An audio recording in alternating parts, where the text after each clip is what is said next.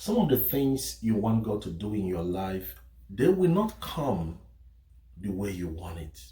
You cannot predict God. The Bible says that God's way is higher than your way, and his thought is higher than your thoughts. Who are you to predict God? Who are you to tell God how to bless you? Who are you to tell God who to use to bless you?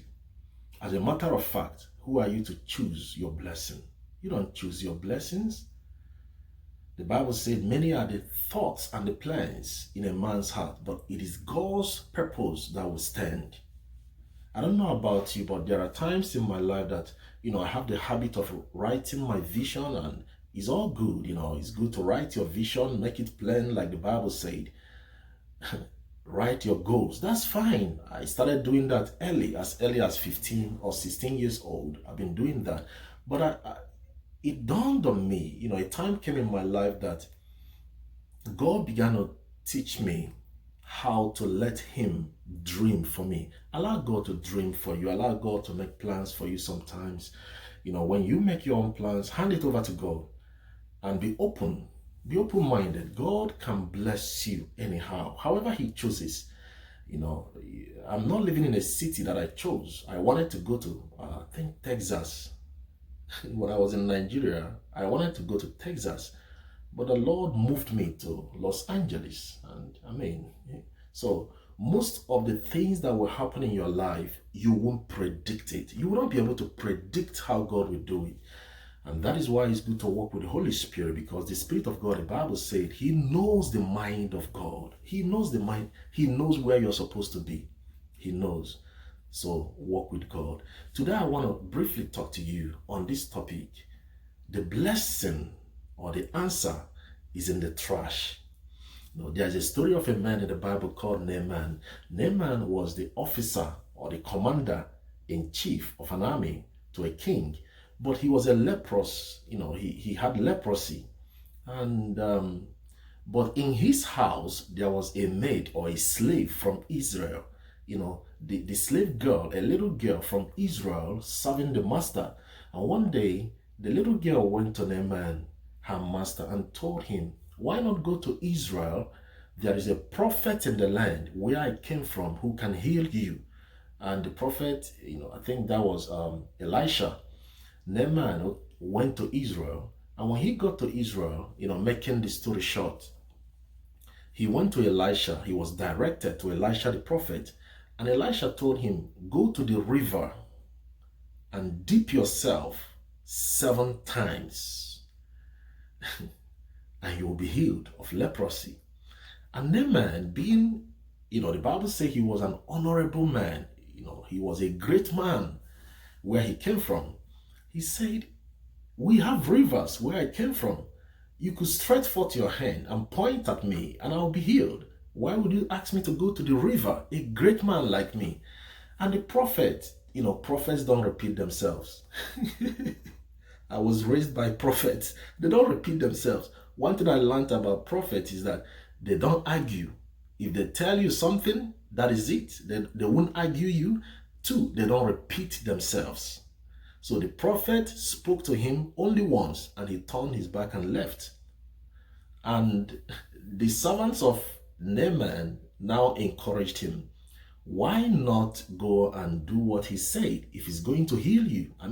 You only have to dip yourself 7 times in the river, and you will be healed of leprosy. If he asked you to do something greater, wouldn't you do it? So Naaman went, and he obeyed, and he was healed. Humility is very important, because the blessing will come from unlikely places. You see the way you planned your life, you see the way you set your course, and you told yourself, this is how it's going to happen. I want to shock you. It won't happen the way you planned. You will end up not marrying the person you want to marry. I will shock you. This will blow your mind. You will end up probably not marrying the person you planned to marry. You will end up getting the job you didn't plan to get. You will end up living in a city you didn't plan to live in. I'm telling you the truth. I don't care how you set the plans. I don't care who is encouraging you, telling you, okay, this is it. This is it. God can turn it around in 1 minute and give you a different direction. And this brings a story to my mind. When I was preparing for my JAMB exam, for those of you who are in Nigeria or in Africa, there's what we call a JAMB exam.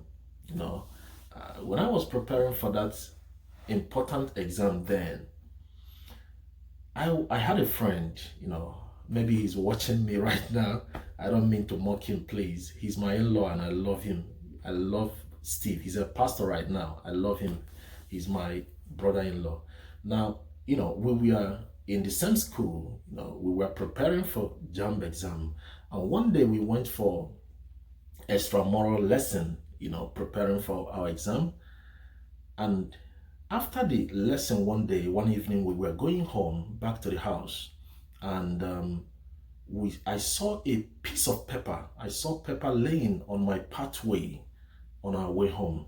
When I saw that paper, it was just laying carelessly on the ground, and something told me, pick up that paper. A voice told me, pick up that paper. So I wanted to pick it, and my friend, he's my covenant friend, and I love him. He ended up being my brother-in-law. My senior brother got married to his sister, a wonderful man of God. Now, when I wanted to pick that piece of paper, my friend said, no, that's a trash. Why are you picking up trash? But something told me, go ahead and pick up that paper. So I picked it up, and we went home. Now, I started reading that paper while we were preparing for exam. I was studying with him most of the time. But I was concentrating on that paper that I picked up.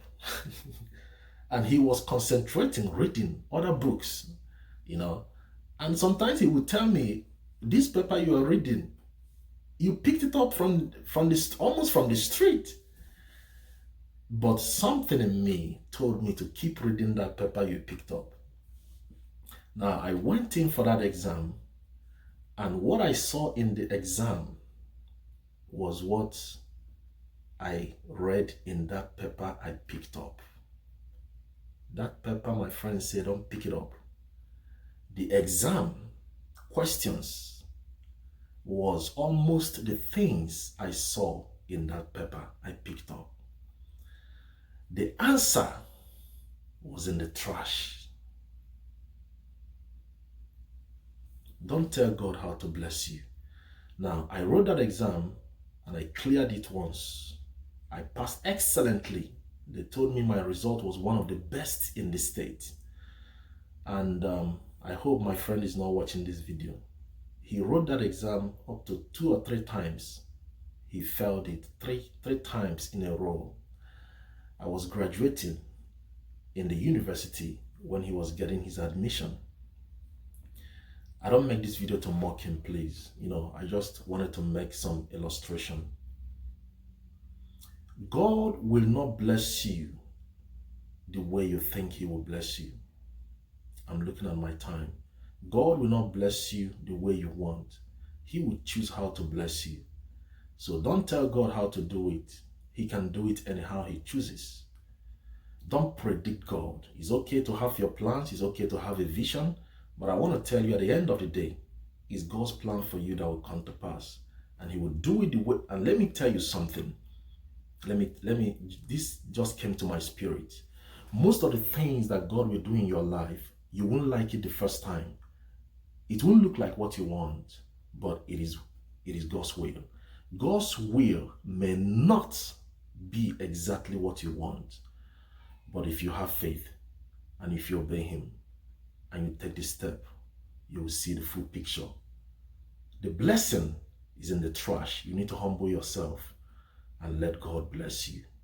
You may have to go dip yourself 7 times in the river to receive your healing. The blessing is in obedience. The blessing is in the trash. The answer is in the trash. It won't make sense, but follow the voice. It will make sense at the end of the day. My name is Emmanuel. I love you. God bless you.